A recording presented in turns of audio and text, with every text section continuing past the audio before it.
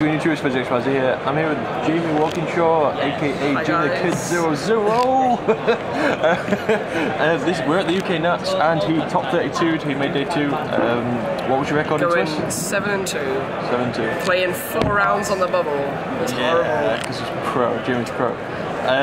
Yeah, so he played Mermail. It's the best deck. So. And yeah, so we thought we'd do his deck profile because he is lazy and can't be able to do it on his channel. Well, I'm going to eventually do one, but like, it's, and this is Judgment Day. Like, all the testing all around the hall, even on the Friday, was Tachyon Galaxy stuff, so like, I got no testing done inside events. Let's get on to the deck profile. Yeah, so about here, yeah? This is the lovely mat that he won for Dreyfus Nationals mat, it's gorgeous. It's absolutely amazing. This card's worth more than the mat though. It's crazy. So I played the one abyss lead. This card is absolutely crazy, just for the ditch in and of itself, and then the muscle. The 3 Megalo, which I never seem to draw. In Swiss, I resolved this maybe 9 times maximum. Like, it seems like a very small amount, and it really is. Most of my wins came from this guy. 3 copies of Visteus. This guy puts in so much work in searching your Gund and just setting up your major Gaios plays to get you control really early. Then we play the 3 Abyss Lind, just standard Lind plays. 3 Abyss Pike. You need to play 3 Abyss Pike in mono, just kind of standard. The 1 Abyss Gund.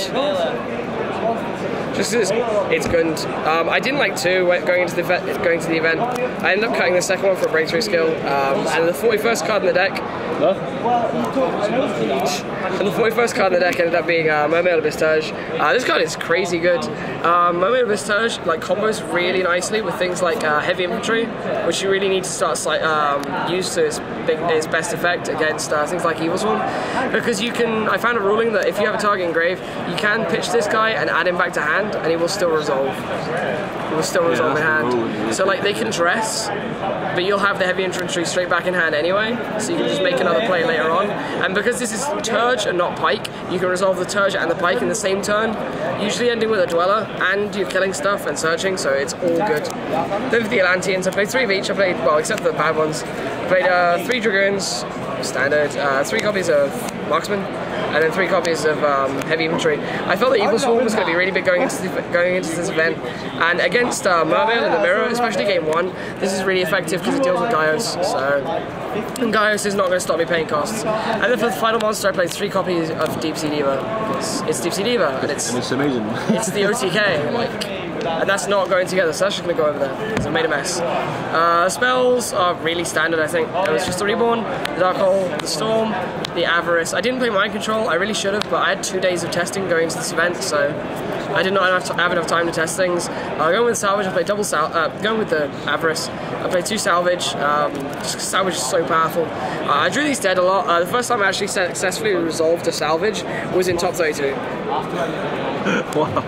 Like, no joke. I drew them quite frequently in Swiss, but they were always dead. Like, I'd either win really fast or I'd be in a situation where they were dead. And then I played this 3 MST, so I probably cut the salvages, to be fair. Like, it sounds like heresy, but the 3 MST were compulsory in my opinion.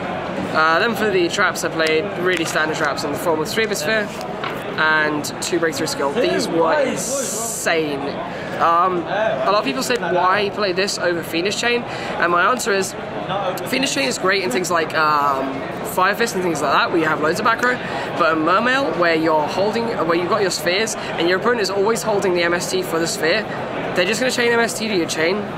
So your Phoenix Chain is useless. The only way they're going to get around it is with a counter trap or with like Lance. So I found the Breakthrough Skill was a lot more effective, and I can also use it in my opponent's turn to negate the effect of during my turn, to negate an Ophion so I can go off, or I can also negate Dweller when it chains to my effects. Also good in the mirror match as well when you have Gaios. Yeah, and it deals with the Gaios as well, so like this is just pure good. That was the main deck. That was 41 cards. I believe it's 28 monsters. Extra deck was really standard. I don't think I've changed the extra deck in like a few months. It's been Armorium, Catastor, Librarian, Dularan. I think I made everything in the extra deck over the weekend. Gungnir, Black Rose. I actually made Scrap Dragon. Like, I never thought I would. I played it as kind of like a clutch, and I actually made it. I made 10 mains once. My opponent went Sphere, and I had Lind and 2 level 7s, and I was just like, I'm not going to let you resolve that because I know you got heavy infantry in hand. So I just went big eye, took his Lind and made 10 mains. I was like, so good. Leviathan, I brought this out off of Bahamas Shark. I never actually summoned it the proper way. Abyss Trite, this was really good. Bahamas Shark, I made this twice and it won both games.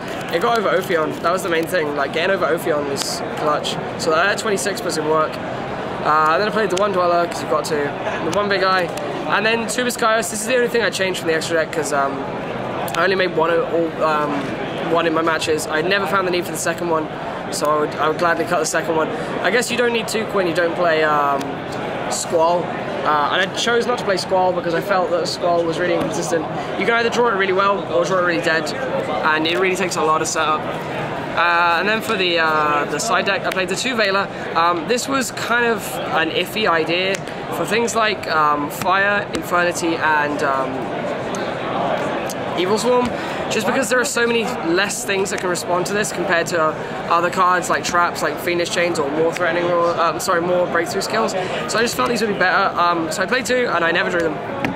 I put them in loads. I played loads of Fire. I think I played 4 Fire in Swiss, or 5 Fire in Swiss, and I never drew them. I put them in every matchup.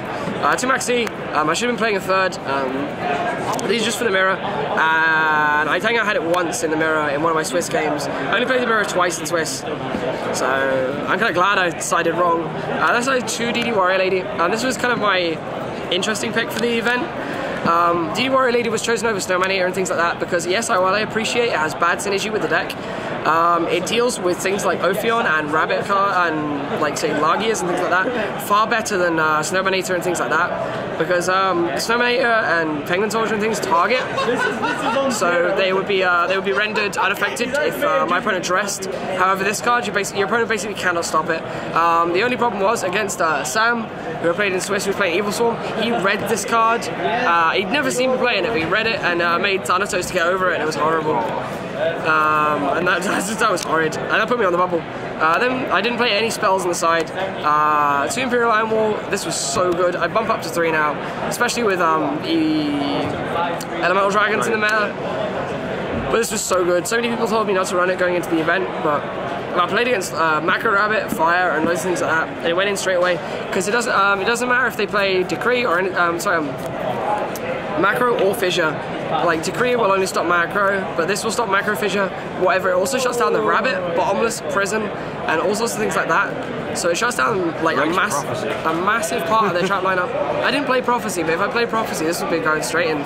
So I thought it was a crazy card. Then I played 2 Dustonero. After talking to Simon, he and his deck profile that I've recorded for my channel, and Fuzzy has as well.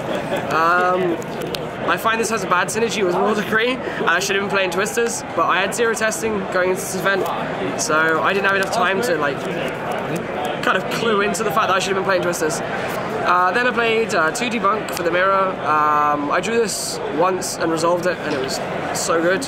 Wrecked the mirror and won me the game. And then for the final cards I played, there was 3 Royal Decree. So that was the full deck. Otherwise, I'm pretty happy with the result. I lost to Jake Quincy, so like, it's not a loss to a bad player.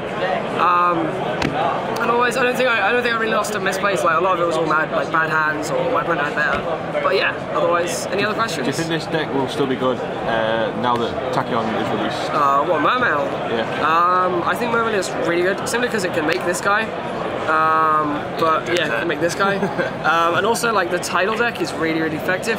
I don't think it is as good as, say, like Prophecy or Elemental Dragons. I definitely play those, it's a lot faster.